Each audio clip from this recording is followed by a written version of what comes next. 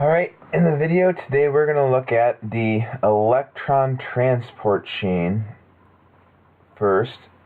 The electron transport chain, this is where we're going to make most of the ATP from cellular respiration. That is, we're going to get it from the electron transport chain.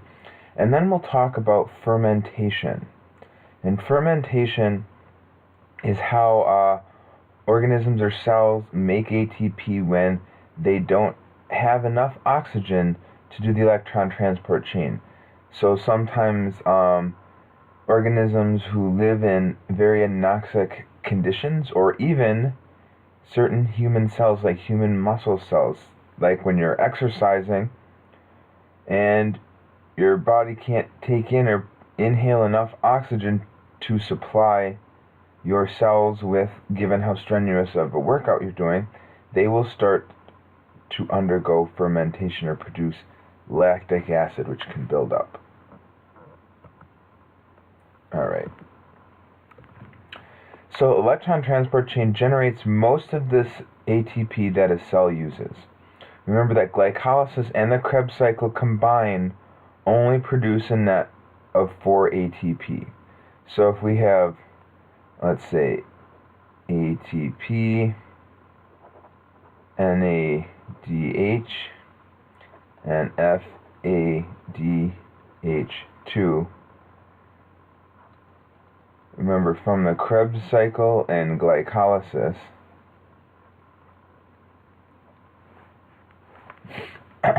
glycolysis we produce 2 net ATP, and the same for the Krebs cycle, 2 net ATP. Combined from the Krebs cycle and glycolysis, we produce 10 NADH and 2 FADH. So these are still left as energy that's stored in these compounds that we can make into ATP. The electron transport chain takes the electrons we're storing in NADH and FADH and turns them into ATP. Now it says 26 to 28 ATP from the electron transport chain. We'll look at it a little bit closer to see exactly why there's this dash, why we can't be certain as far as that goes. So like I said, the electron transport chain takes the potential energy stored in the electrons in NADH and FADH2 and turns them into ATP. And it uses a chain reaction, or a chain of oxidation reduction reactions, that release the stored energy in the electrons in NADH and FADH. And we'll see how that works in just a second. So, what is the electron transport chain? This picture is in your book, and it's a good schematic of how the electron transport chain works. It's a series of compounds. Most of them are proteins. Coenzyme Q, which is also called ubiquinone, is the one major non-protein compound that's in electron transport chain. And it's embedded in the inner mitochondrial membrane. So if we have our mitochondria right here, outer membrane, inner membrane, it's embedded in this membrane right here. They're straddling that membrane, inner membrane right there. And the compounds are grouped in, or organized into groups called complexes. So, for example, this whole conglomeration is complex 1, complex 2, 3, 4, what have you. And what happens is NADH and FADH transfer their electrons to this chain at either complex 1 or complex 2. See, NADH transfers its electrons to the first compound in the chain right here at complex 1. So here we go, it's transferring 2 electrons and turning back an NAD plus that it can go back to the Krebs cycle and pick up more. NADH transfers its electrons at the first complex. FADH2 transfers 2 electrons to an iron sulfide compound at the second complex. So, kind of important thing to remember, the reason we can get more ATP energy out of NADH than FADH2 is because NADH transfers its electrons earlier in the chain than FADH2, and so more energy can be extracted from them as it moves down a chain because it has longer to go. Each compound is reduced when it receives electrons. So this first compound, flavin mononucleotide, is reduced when it receives those electrons from NADH, and then is oxidized when it passes them off to like the next iron sulfide compound. So each compound in turn is reduced when it receives and then oxidized as it lets go of the electrons. Each compound in the chain is more electronegative than the last. So FMN, or flavin mononucleotide, is the least electronegative. A little bit more, a little bit more, a little bit more, a little bit more, all the way down to the chain. That's how they end up passing them off to each other. NADH passes the electrons to the more electronegative flavin mononucleotide, which holds them for a while, but then they get passed down to the chain because the more electronegative ones grab them from the previous one. All the way to the end, and it doesn't show this in your picture, but oxygen, elemental oxygen here, is the ultimate electron receptor. It's the most electronegative element in all of this electron transport chain, and it's the receiver of the electrons that come from cytochrome A3 from complex 4. So, how does that passing of electrons create energy or generate ATP? Well, when the electrons are passed from compound to compound through a complex, that complex 1, 2, 3, and 4 use those electrons being passed, falling down energy levels. See, as they go down the chain, the free energy is reduced. They're releasing energy. We have a negative delta G as we go down the chain. The complexes are actually proton pumps, active transporters that transport hydrogen ions across the intermitochondrial membrane to the inner mitochondrial space in here. So they pump and accumulate protons in this inner mitochondrial space, create a large concentration gradient here. Where do the protons come from? They're the H off the NADH and the H2 off the FADH2. That's where they come from. When the NADH is oxidized and loses that proton helps to go to get pumped to the inner mitochondrial space. So we're establishing a high hydrogen ion concentration in the intermembrane space. On the, not the outside of the cell. Not the outside of the cell. Whoa, in the intermembrane space. So in between the inner membrane and the outer membrane of the mitochondria. So now let's use that gradient to make ATP. When we are establishing a gradient, a large gradient, high concentration on the inner membrane space, those hydrogen ions will want to diffuse back into the inner membrane space where the concentrations are low. Since H+ is polar, it's charged, it can't just diffuse through the bilayer. It needs a protein channel.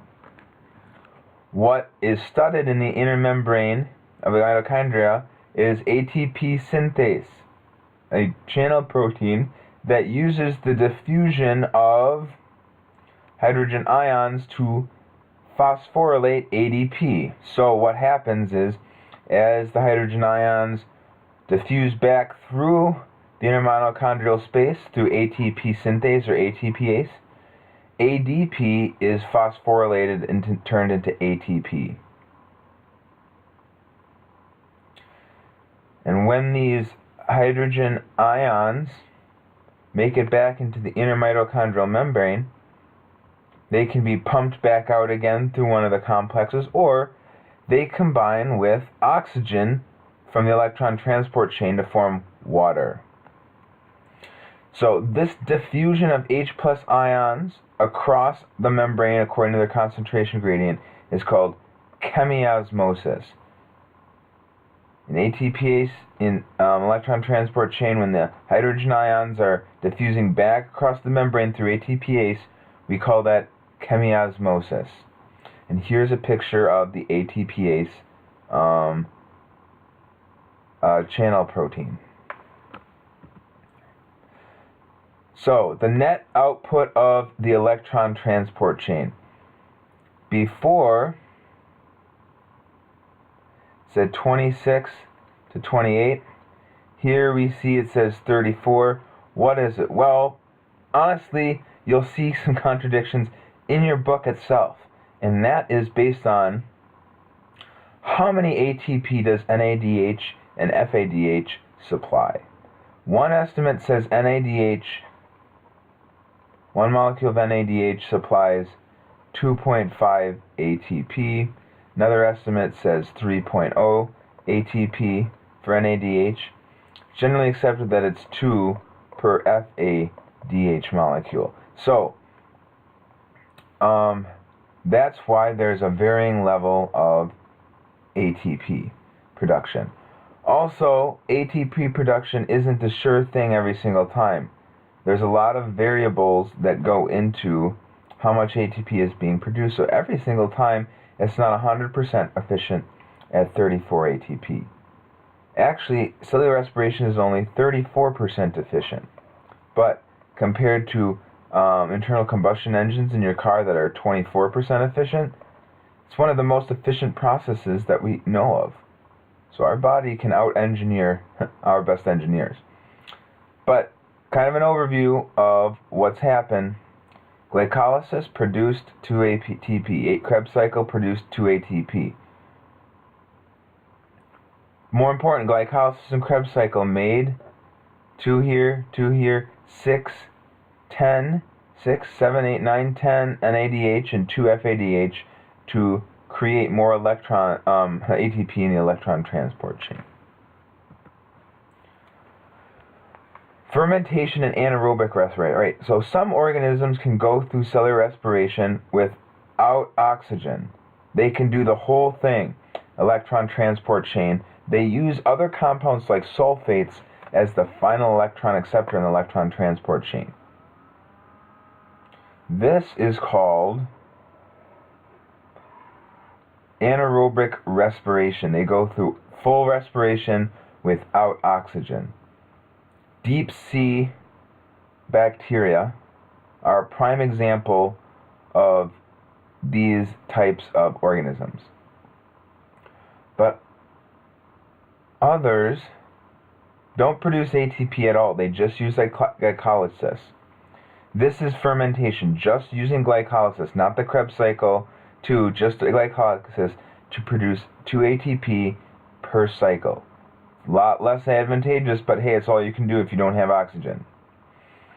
What they do is recycle NADH back to NAD plus to reuse by reducing pyruvate. So, you just saw that ultimately in aerobic respiration, once NADH offloads its electrons to the electron transport chain, it's reduced back to NAD plus and can be reused. But if there's no electron transport chain in glycolytic organisms that go through fermentation, how do we get NAD plus to reuse? Well, what happens is after pyruvate is made, NADH reduces the pyruvate either back to acetaldehyde or right to lactic acid. Now, in some bacteria, NADH reduces pyruvate, decarboxylated pyruvate, and then reduces it from acetaldehyde to ethanol. This is alcohol fermentation. This is what happens in distilling. And a lot of anaerobic bacteria. So it constantly regenerates NAD plus to oxidize glucose to pyruvate. In other organisms, like human muscle cells, don't have enough oxygen, we oxidize glucose to pyruvate. We use NADH to directly reduce pyruvate to lactate, or lactic acid. Lactic acid there, lactate without the H. Buildup of lactic acid in your muscles is what happens when you exercise strenuously and you can't get enough oxygen. Feel that tight soreness. Indirectly due to lactic acid, but we can talk about that in a little bit. So anaerobic organisms, some organisms have to have oxygen to survive. They're called obligate or necessary aerobes. They need air or oxygen. Others would die if they have oxygen, so they're obligate or necessary anaerobes. Others can live with or without oxygen. We call those facultative anaerobes. Our muscle cells are facultative anaerobes. They can perform with or without oxygen. Just without oxygen, lactic acid builds up and eventually go into oxygen debt, and they give out, they cramp up, you can't work anymore. Lastly, we've used glucose and sugar to go through glycolysis. I don't want anybody to think that this is only how we get energy from carbohydrates. We use the at least the Krebs and electron transport chain to get energy from proteins and fats and some nucleic acids as well.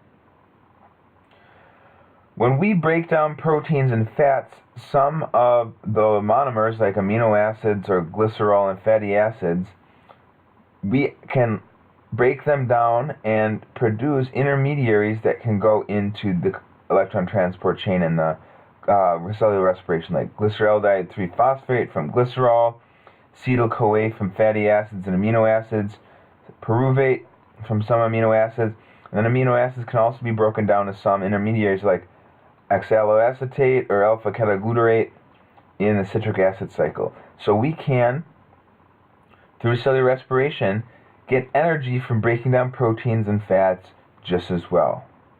We can also, if our body needs more proteins or fats, transfer acetyl-CoA and turn them into some proteins, or glyceraldehyde 3-phosphate if we have too much of it and turn it into some fats. This is how excess carbohydrates can be turned into fats. We can break them down into glyceraldehyde 3-phosphate and acetyl-CoA and build triacylglycerols or triglycerides. Alright, that's electron transport and fermentation. If you have any questions on that, please let me know.